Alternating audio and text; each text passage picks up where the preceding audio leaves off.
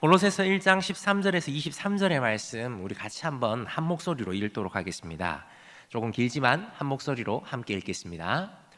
그가 우리를 흑암의 권세에서 건져내사 그의 사랑의 아들의 나라로 옮기셨으니 그 아들 안에서 우리가 속량 곧 죄사함을 얻었도다.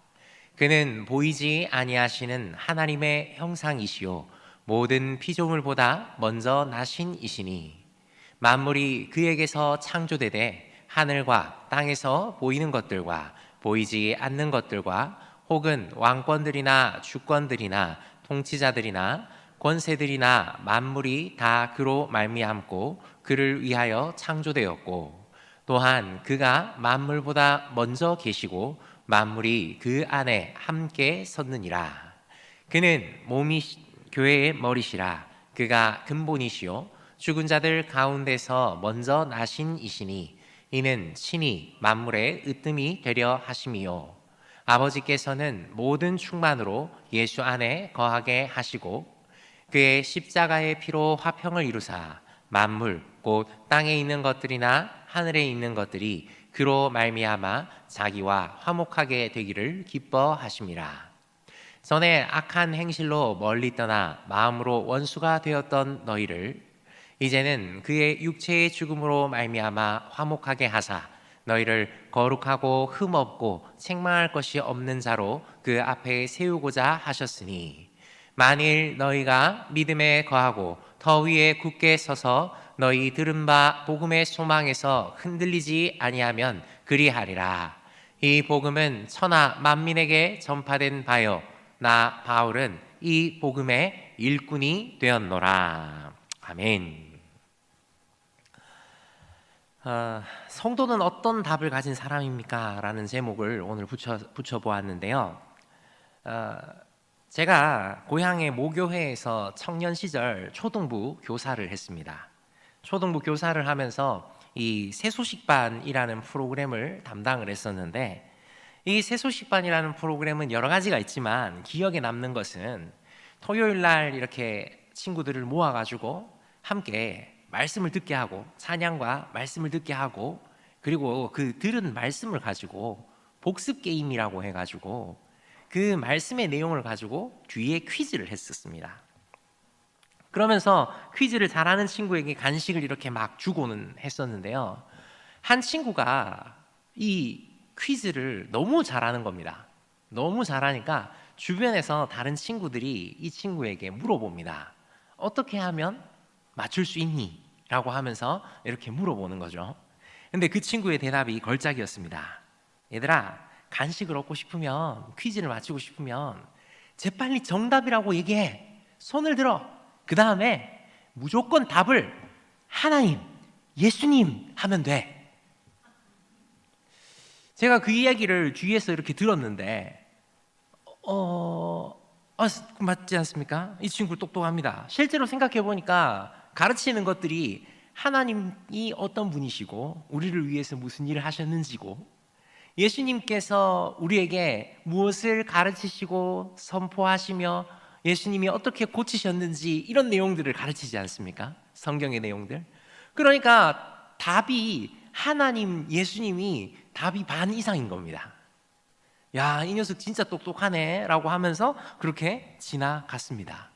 근데 제가 얼마 전에 제 아들에게 묵상을 이렇게 같이 시키고 있는데 이 큐티 책에 나와 있는 이 질문들이 있습니다. 그 질문들이 있는데 그 질문을 읽어주면서 어떻게 생각해? 하니까 얘가 기계적으로 대답을 하는 거예요.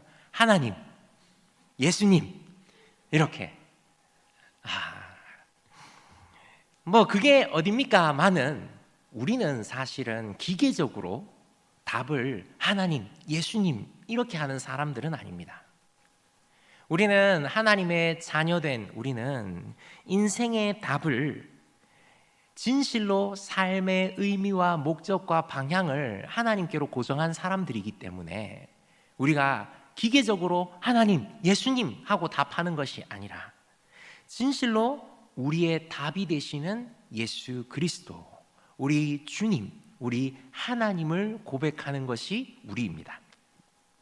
그래서 오죽하면 우리 믿음의 선배들은 백문일답이라고 해가지고 CCC에서 그렇게 하지 않았습니까? 인생의 100가지 질문에 대답은 한 가지, 오직 예수 그리스도, 예수 그리스도, 이렇게 대답하는 것 말이죠. 오늘 본문도 당시를 살아가고 있는 골로새 교인들에게 편지한 내용이지만 오늘을 살아가고 있는 우리들에게 동일하게 알려주는 내용입니다. 바로 성도가 어떤 답을 가져야 하느냐라는 것이죠. 자, 그러면 성도는, 하나님의 사람은 어떤 답을 가진 사람입니까? 먼저 첫 번째입니다. 흑암의 권세에서 우리를 옮겨주신 예수님을 믿는 사람, 예수님이라는 답을 가진 사람입니다. 우리 주님 예수 그리스도께서는 우리를 흑암의 권세에서 옮겨주셨습니다. 오늘 함께 읽은 본문 13절에 사도 바울은 이렇게 이야기하지요. 13절에 그가 우리를 흑암의 권세에서 건져내사 그의 사랑의 아들의 나라로 옮기셨으니. 아멘이십니까? 우리를 흑암의 권세에서 건져내셔서 그의 사랑의 아들의 나라로 옮기신 분, 그분은 바로 예수 그리스도이십니다. 여러분, 흑암의 권세가 무엇일까요? 흑암, 문자 그대로 어둠입니다. 어떤 어둠이냐? 먼저 무지의 어둠이죠. 예로부터 모르는 게 약이다라는 말이 있긴 하지만 여러분, 무지는 큰 문제가 됩니다. 예를 들어서 우리가 죽기 싫어하며 불로초를 열심히 찾았던 진시황이라는 사람을 알고 있습니다.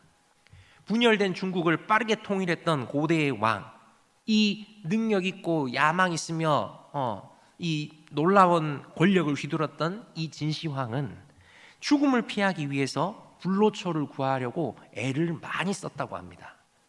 그런데 정작 그는 50세 정도 되는 나이에 죽습니다. 그리고 더 어처구니가 없는 것은 여러 가지 학설이 있긴 합니다만 그의 죽음의 큰 요인을 뭐라고 하냐 하면 수은 중독이다라고 합니다. 당시 고대 사람들에게 수은은 물도 아닌 것이 반짝거리면서 흐르고 얼굴도 이렇게 비춰지는 아주 놀라운 신기한 물질이었죠. 그래서 당시의 의사들은 이 수은을 신비하게 생각해서 불로장생의 모약이라고 하면서 사람들에게 이 수은을 먹도록 했습니다. 지금 생각하면 정말 어림도 없는 일인데 그때 사람들은 무지하니까 그렇게 한 것이죠. 여러분, 수은을 들이마시면 폐기관과 중추신경계에 영향을 줍니다. 발열, 오한, 구토, 호흡곤란, 두통이 나타납니다. 심하면 폐부종, 청색증, 양측성 폐침륜이 나타날 수 있으며 쓴맛, 인후 압박감, 가슴 통증, 위염, 말할 수 없는 그런 부작용들이 계속 나타납니다. 요즘 시대라면 있을 수 없는 일인데 그 위험한 물질을 약이라면서 불로장생의 묘약이라고 하면서 먹었던 것이죠. 이처럼 올바른 지식이 없으면 무지하면 큰 위험에 처하게 됩니다. 마찬가지입니다. 하나님이 누구신지, 우리를 위해서 무슨 일을 하셨는지 알지 못하면, 하나님에 대한 바른 지식이 없으면 타 죽을지도 모르고 불 속으로 달려드는 곤충처럼 그 죄 가운데 자신을 방치하고 있는 그런 불쌍한 자에 불과한 것이죠. 에베소서 4장 18절에 바울은 이렇게 이야기합니다.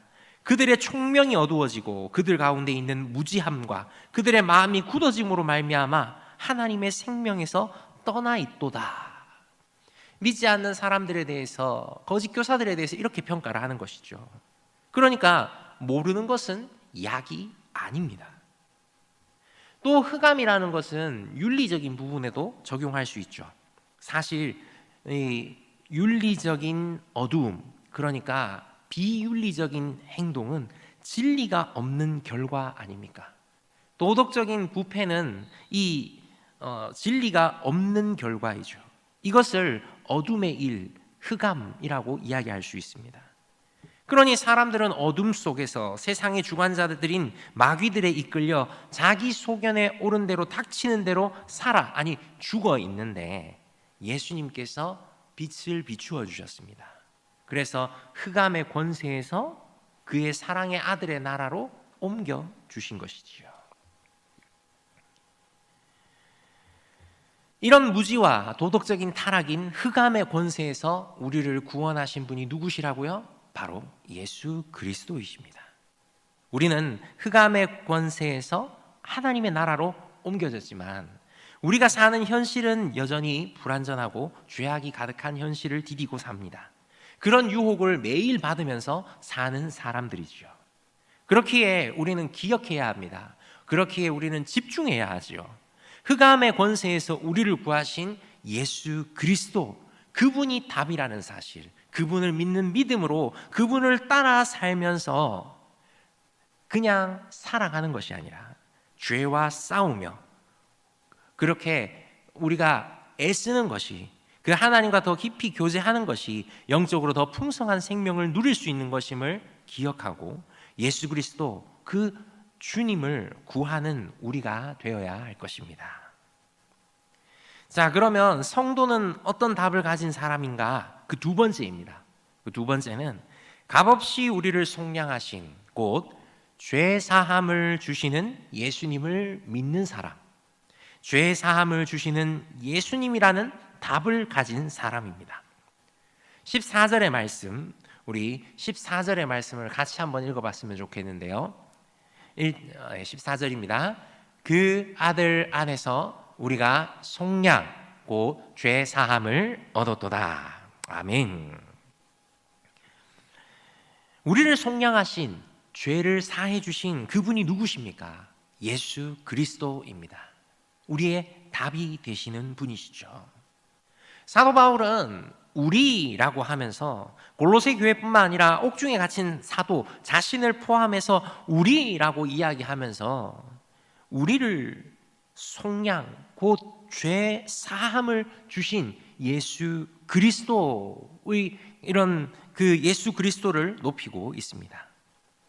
그런데 여러분, 이 골로새와 지금 바울이 잡혀 있는 이 감옥은 사실은 거리가 상당히 떨어져 있습니다. 약 1600km 정도.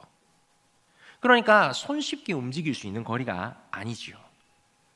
육로로 가던 바다로 가던 멀고 먼 위험한 길입니다.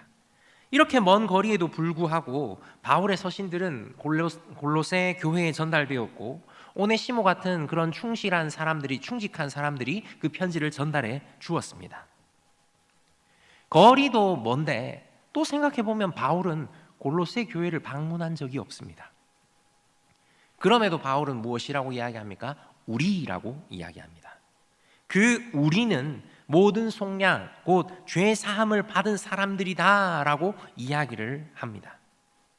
거리가 멀리 있어도, 인종이 달라도, 피부색이 달라도, 언어와 문화가 달라도 우리를 속량하신 곧 죄 사함을 주시는 예수 그리스도 때문에 우리는 구속, 속량, 죄 사함을 받았다. 그래서 우리이다라고 이야기를 하는 것이죠. 예수님의 사랑과 속량의 크심은 온 인류와 모든 사람을 다 구하고도 남으십니다.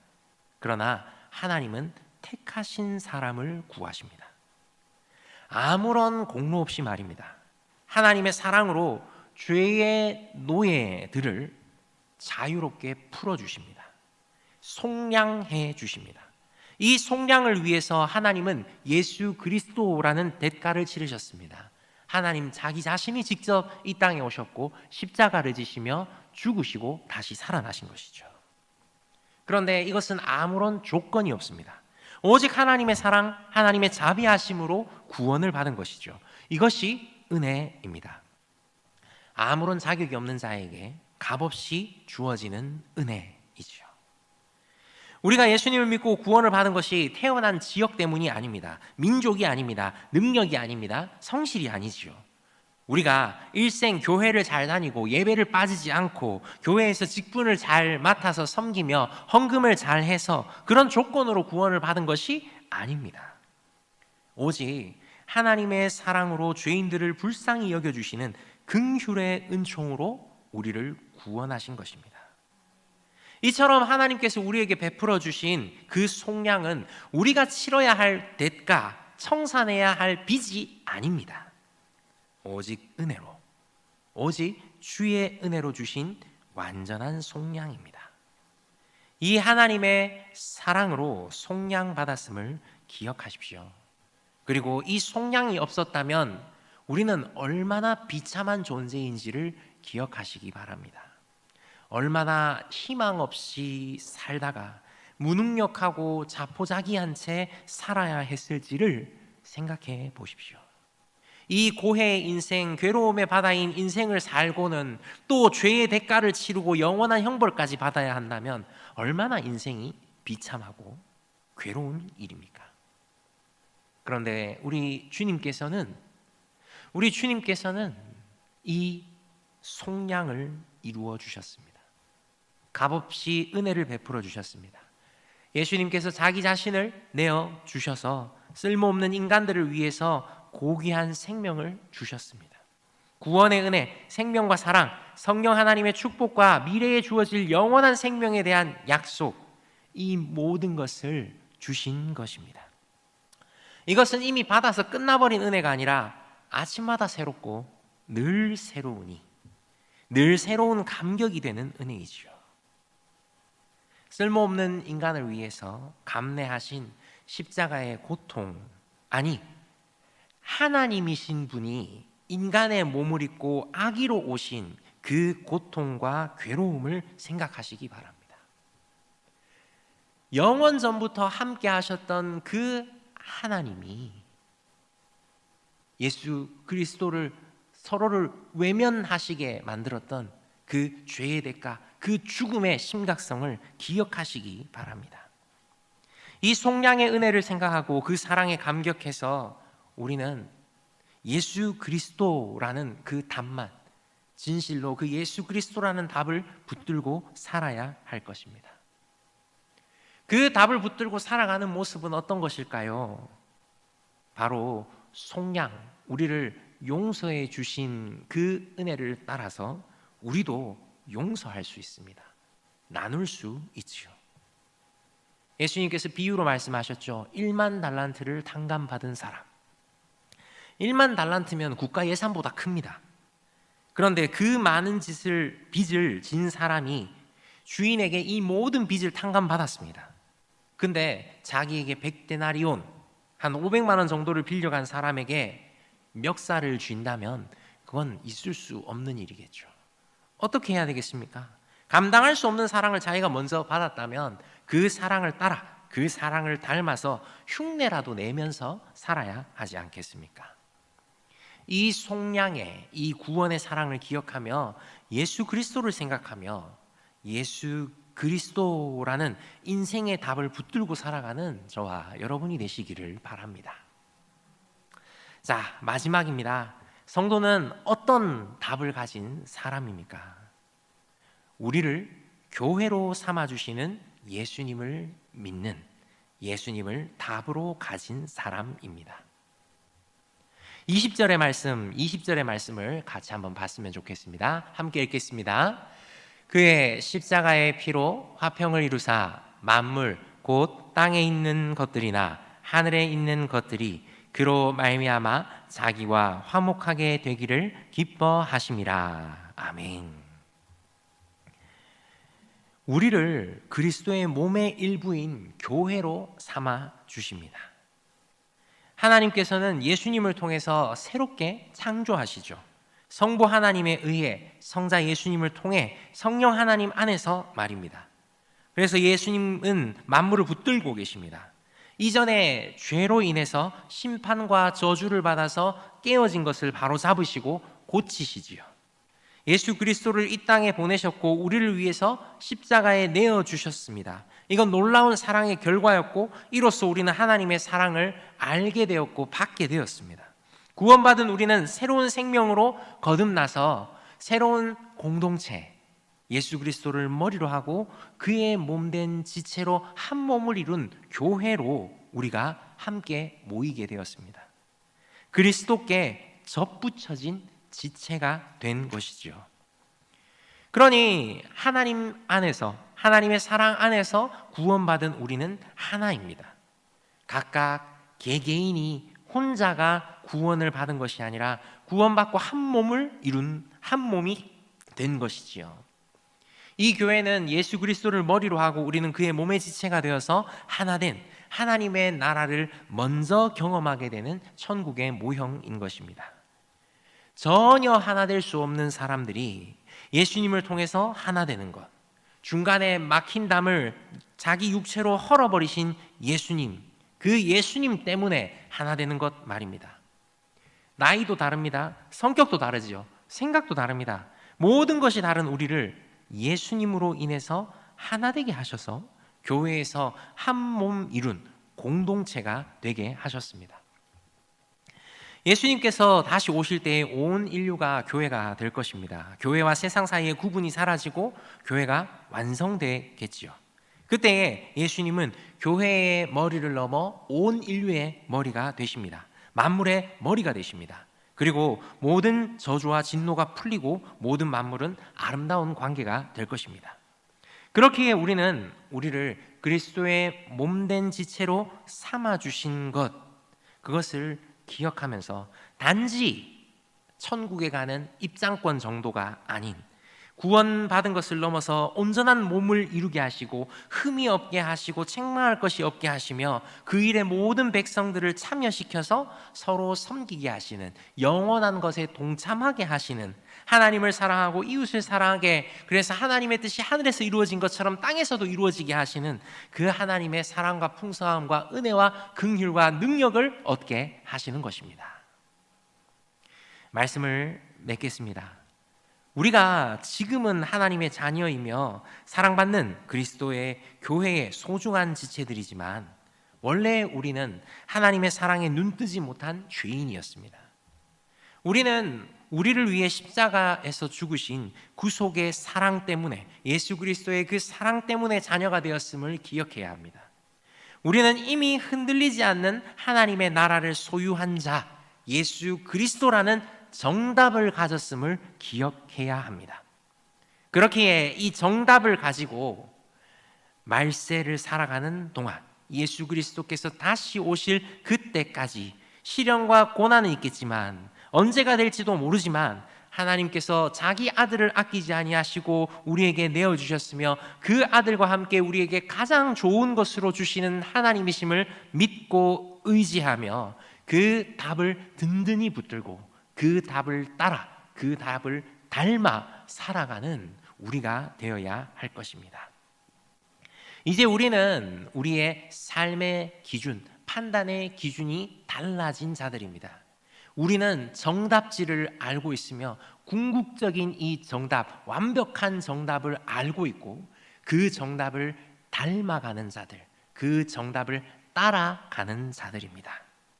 그러니 주님께 합당한 삶을 위해 모든 선한 일에 열매를 맺고 풍성한 감사의 삶을 살 수 있도록 그 예수 그리스도를 더욱 구해야 할 것입니다.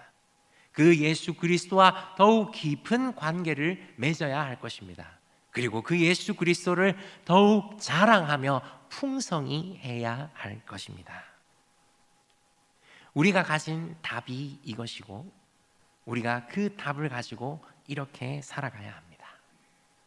여러분들 혹시 마음 가운데 어떤 마음이 드십니까? 혹시 어떤 찔림이나 어떤 마음에 하나님께서 감동을 주시나요? 그 감동을 따라서 예수 그리스도를 따라 예수 그리스도를 닮아 그 정답지로 우리의 삶을 비추고 따라가는 우리가 더욱 되었으면 좋겠습니다. 이 시간 우리 말씀을 기억하며 함께 기도했으면 좋겠습니다.